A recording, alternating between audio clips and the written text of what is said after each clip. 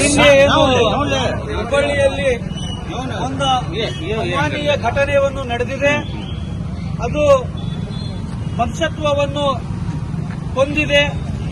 ಆ ಘಟನೆಯನ್ನು ನಾವು ಇವತ್ತು ಎಲ್ಲ ಮುಸ್ಲಿಂ ಸಮಾಜ ವತಿಯಿಂದ ನಾವು ಅದನ್ನು ಖಂಡಿಸ್ತೇವೆ. ಈ ತರ ಘಟನೆಗೆ ಯಾವುದೂ ಜಾತಿ ಧರ್ಮ ಭೇದ ಭಾವ ಇಲ್ಲ. ಇದು ಮಾನವೀಯತೆಯ ಬರಬರಿಯ ಹತ್ಯೆ ಆಗಿದೆ. ಇಂಥ ಹತ್ಯೆಗೆ ನಾವು ಖಂಡಿಸಿ ಇವತ್ತು ರೌನಕ್ಪುರ್ ಜಮಾತಿನ ನಮ್ಮ ಮುತವಲ್ಲಿ ಹಾಗೂ ಇಲ್ಲಿಯ ಎಲ್ಲ ಸದಸ್ಯರು, ನಮ್ಮ ಮಸೂದಿಯ ಇಮಾಮರಾದಂತಹ ಹಾಫೀಜ್ ರಿಯಾನ್ ಮಲಿಕ್ ಅವರು ಎಲ್ಲರೂ ನಾವು ಇವತ್ತಿನ ದಿವಸ ಸೇರಿ ಇಂಥ ಒಂದು ಘಟನೆಯನ್ನು ಖಂಡಿಸ್ತೇವೆ.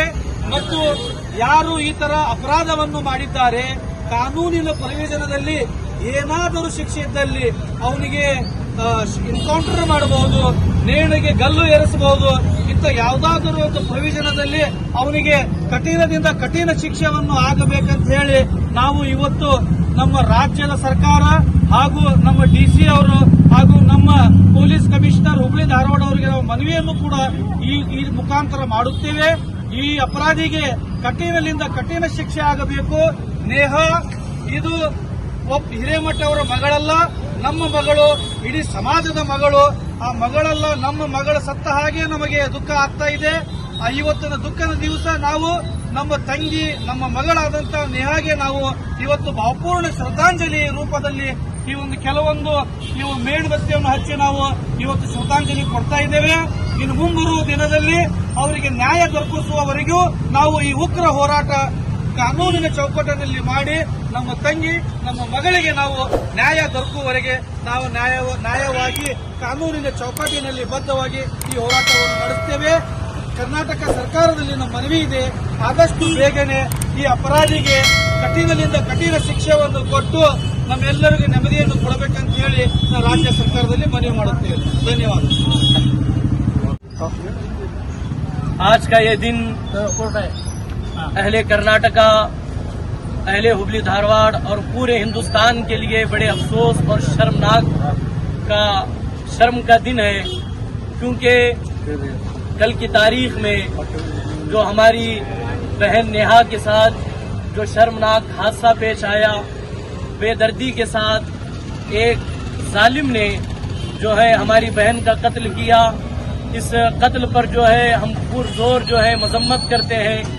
इसके खिलाफ एहतजाज के लिए हम यहाँ जमा है।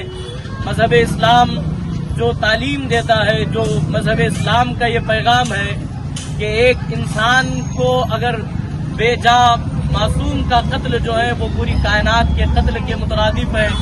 एक इंसान की जान बचाना पूरे कायनात की जान बचाने के मुतरादिफ है। जो शर्मनाक हादसा पेश आया, इस पर जो है उनके जो फैमिली है, नेहा की जो हमारी बहन की जो फैमिली है, हम तमाम जो है उनके गम में, उनकी तकलीफ में हम खड़े हैं।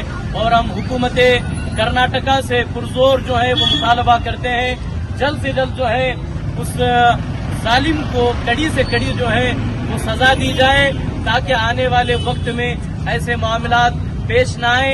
साथ ही साथ जो है हम ये अपील करते हैं, इस हादसे को, इस मामले को मजहब का नाम ना दिया जाए, क्योंकि कोई भी मजहब, कोई भी धर्म जो है इस बात का हुक्म नहीं देता, जबकि पैगंबर इस्लाम सल्लल्लाहु अलैहि वसल्लम की तालीम जो है ये बताई गई कि एक इंसान का कत्ल पूरी कायनात का कत्ल है और एक इंसान को बचाना कायनात को बचाना है।